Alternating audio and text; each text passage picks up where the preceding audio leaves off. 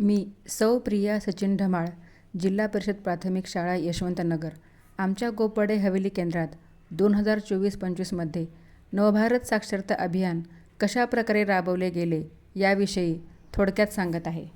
पूर्वी स्वाक्षरी काढावयास आली की व्यक्ती साक्षर झाला अशी साक्षरतेची व्याख्या होती. आता अक्षर ओळखीबरोबर आकड्यांची ओळख देखील नवसाक्षर नागरिकांना व्हावी यासाठी प्रयत्न करणार आहोत, असे शालेय शिक्षण मंत्री दीपक केसकर उल्हास मेळावा उद्घाटन प्रसंगी म्हणाले. नवभारत साक्षरता कार्यक्रम new India literacy programme NILP सन 2022-23 ते सन 2026-27 या कालावधीत केंद्र शासनाच्या मार्गदर्शक सूचनांनुसार राबविण्याचा शासनाने निर्णय घेतला आहे. 2023-24मध्ये मुख्याध्यापक मीटिंग दरम्यान मुख्याध्यापक आणि शाळेतील एका शिक्षकाचे सर्वेयर म्हणून रजिस्ट्रेशन करण्यात आले.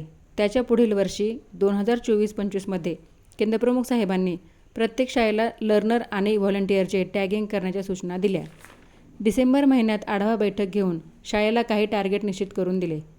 कोपर्डे केंद्रात 167 असाक्षरांची नोंद करून त्यांचे टॅगिंग करण्यात आले होते.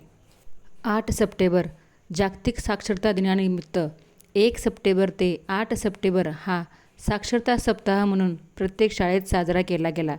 त्याअंतर्गत शाळांमध्ये जनजागृती रॅली काढणे, रांगोळी स्पर्धा, चित्रकला स्पर्धा, घरोघरी जाऊन असाक्षरांना प्रेरित करणे असे उपक्रम घेतले गेले.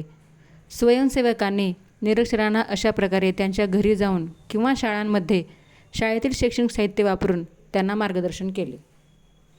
दिनांक 23 मार्च 2025 रोजी शाळांमध्ये साक्षरता चाचणी घेऊन त्याची ऑनलाईन माहिती भरण्यात आली. गेल्या वर्षी अशा प्रकारे उत्तमरित्या हा अभियान राबवला गेला. याही वर्षी दिलेल्या सूचनेनुसार कामकाज पूर्ण करूया. नवभारत साक्षरतेविषयी एक छोटीशी कविता मी या ठिकाणी सादर करत आहे.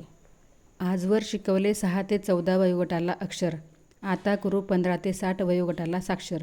चिमुकल्यांना शिकवून त्यांचे भविष्य घडेल, प्रौढांना शिकवून त्यांचे जीवन सजेल.